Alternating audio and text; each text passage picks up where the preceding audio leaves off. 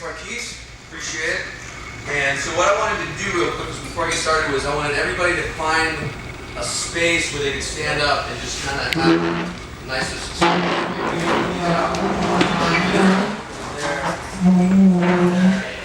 You're going to be standing up, and then everybody stand up. I'm not dressed for working out. Okay. So what I thought I was going to do today is every group of athletes that I work with that is 10 or 11 and older, I put them through this exercise. And this exercise is going to actually take almost zero effort on your part, except for when it comes to your focus, your concentration, and your ability to stay emotionally centered and balanced. So what this is about is being where you need to be when you need to be there, doing what you need to do when you need to do it, no matter how you feel, no matter what's going on in your mind, no matter what's going on in your body.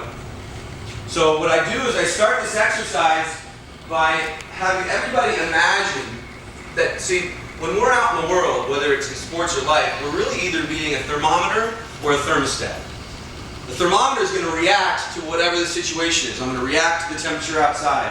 I'm going to react if it's cold if it's hot. Well, that's analogous for when I'm competing. I'm going to be totally different in the 9th inning than I am in the 5th inning than I am in the 3rd inning. Okay? What a thermostat is what? We set the temperature. The thermostat sets the temperature. It keeps the temperature where it's set. Now, just as like a thermostat in this building is going to use the ventilation to keep the thermostat exactly where it needs to be, we're going to use our breath. So the first thing we're going to do is we're going to start to connect with our breath, and we're going to start to connect with our breath in a way where we set our temperature. So my temperature is 71. When I do this exercise, I want to be right at room temperature. So why don't we take a couple breaths, and I'm going to point to some people, and I want you to tell me what your temperature is at. Let's take a couple breaths. So you're using your breath as ventilation so you can be a thermostat. Take full responsibility for being under control. In order to control your performance, you've got to learn to be under control. What's your temperature? 60. What's your temperature? 68. 68. What's your temperature? 70. 70. So what we're going to do is a couple little different things. The first thing is that we're going to stay connected to our breathing. We're going to continue to be a thermostat. No matter what happens, no matter what I put you through, make your focus greater than your fear. Focus greater than your hesitation. Focus greater than your emotional nature. Make your focus the most important thing in this exercise. I'm going to put you through an exercise, a few different things where you're going to, it's going to be analogous for your A game, your B game, and your C game. We got to learn how to compete with our A game. We got to learn to compete with our B game and with our C game. Clayton Kershaw, when I saw him pitch, I was at the game on Saturday. He topped out at like 89 or 90. That's his B or C game. He starts the season, he's throwing 94, 95. So we got to learn to compete with our A game, our B game, and our C game. I got to learn to deal with my kids when I got my A game, my B game, and my C game. I got to make those calls, and I got to grow my business when I got my A game, my B game, and my C game. So everybody spread their legs a little bit. And I want you to feel the sturdy nature of this, what's called the immovable stance in karate, and stay connected to your breath. Now when I come by, I might be shoving you a little bit. That's going to be an analogy for stud gumwa. You guys remember one of my talks? Stud gumwa is stuff that doesn't go my way. There's all sorts of stud gumwa that happens in life, all sorts of stud gumwa that happens in sports, okay? So see if you can stay connected. The two things we want to do is we want to stay balanced and we want to stay under control. You get off balance as quickly as you can get back on balance, the better you're going to be, and the most you can stay under control, the better you're going to be. So feel this is the A game. Stuck down. Something didn't go your way. Made a mistake. Made a mistake. Look how sturdy that is. You're here, you're present. You're ready to win the next pitch, point, or possession. This is the A game. Very easy to stay sturdy. Now we got to go to our B game. Now everybody stand in a pencil position. This is an analogy for the B game. We're all right. Some hesitation going on, a little bit of doubt. Maybe made a mistake or two, but I'm okay. I can still get it done. Can you stay under control? Little stud gun over there. Little stud gun over there. Something's not going my way. Made a mistake. Can you stay focused? Can you stay under control? Now let's go to the C game. Bounce on one leg.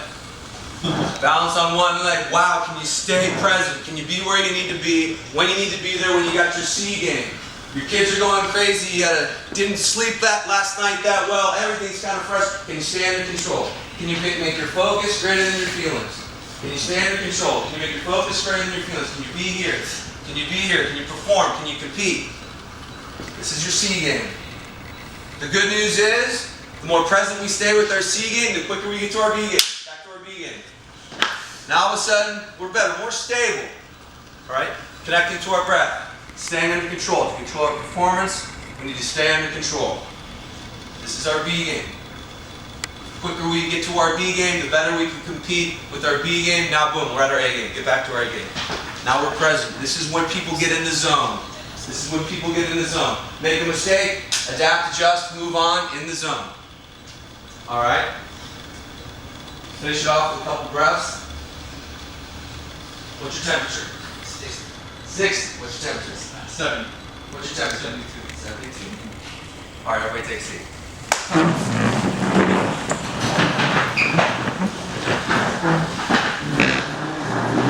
So whenever I start off a training with athletes, what I'll do is we'll go through this exercise. And I learned this from Dr. Ken Ravizza. He's with the Cubs. Cubs need him badly. They're down 3-0. And what he'll do is a similar exercise. I modified it to my own liking. And the point is that we've got to accept the fact that we're not always going to have our A game. Not always going to have our A game. And the mental game and what I'm talking to athletes about is not about peak performance. Even though I'm a peak performance coach, peak performance happens most often because we're not in our B game and our C game as often. So the better we can learn to compete under duress, the better we can learn to stay present, be where we need to be, when we need to be there, when we have those difficult emotions, that hesitation, that doubt, that frustration, the quicker we get to a place where a couple things go our way, and we're back to our B game, and the more often we can spend with our A game. So that's how I work with athletes. It's very much what a lot of the professional athletes are doing these days. It has become less about getting people in the zone. If you're in the 90s and the early 2000s, all these books about being in the zone and staying in the zone. And really, what it's more about now is being in that shitty place less often. Taking those unforced errors and cutting them in half. And by doing that, we naturally gravitate towards more of a place where we can be more in the zone, where everything is coming slower, where the ball looks bigger, where the hoop looks wider, where the net looks lower. And that's the place that we want to be in. So my ask for you is that, I feel like this kind of training is extremely valuable, especially for kids in ages 11, 12, and 13, to start getting them to, what I think, lower their expectations in terms of how they're going to feel, in terms of, having to be and feel and a certain way to compete, to perform well, and to raise their expectations in terms of their ability to deal with challenges, their ability to deal with adversity, their ability to get it done, in those difficult situations where they may not have the best game, or they may be frustrated. Teenagers. I was at a conference, and if you know anything about diagnosing, an access to diagnosis is like a borderline personality, and avoidant personality, and things like that. And you never really want to be diagnosed with type 2, access to diagnosis. And what the speaker was saying is, she said, do you not know why we don't diagnose teenagers with access to diagnoses? It's actually unethical. And everybody kind of went, well, that's true. Like, that's not ethical. And she said, because all teenagers have traits of all type, access to diagnoses. All of them. That's puberty. That's all the different things that are going on in their lives. So, for me, what I'm really trying to do is be out in the community, helping these kids at these ages where they're going through all this difficult stuff, this self-identity stuff, this self-esteem stuff, trying to fit in, trying to find their way in the world, and help give them tools to where just because their boyfriend broke up with them earlier in the day, or someone posted something bad about them on social media later, earlier in the week, just because that stuff is going on, it doesn't mean that somehow it has to affect their performance. And especially with some of the athletes I work with, especially girls volleyball, it's like they're already being recruited for colleges at age 13 and 14 at Junior Olympics. So it's really important that they learn how to mature emotionally more than usual. So my ask to you is that if you know anybody that works with athletes, anybody that is very connected to the athletic community, anybody that the best ones would be people that own and run club sports. I'm going to be starting with SCBC November 1st, and I'm going to be a part of their, SCBC is a volleyball club, probably one of the top volleyball clubs in the area.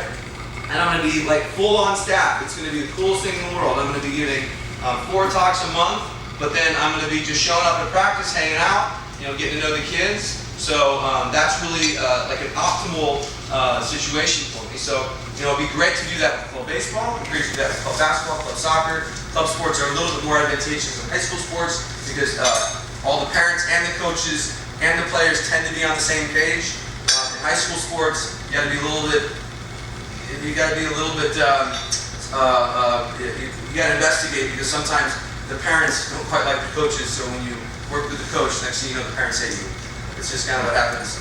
So club sports is ideal, but really anyone in the community that works with young athletes, I would love to meet them and to try to help young athletes in this community perform under any circumstance whatsoever. So thank you.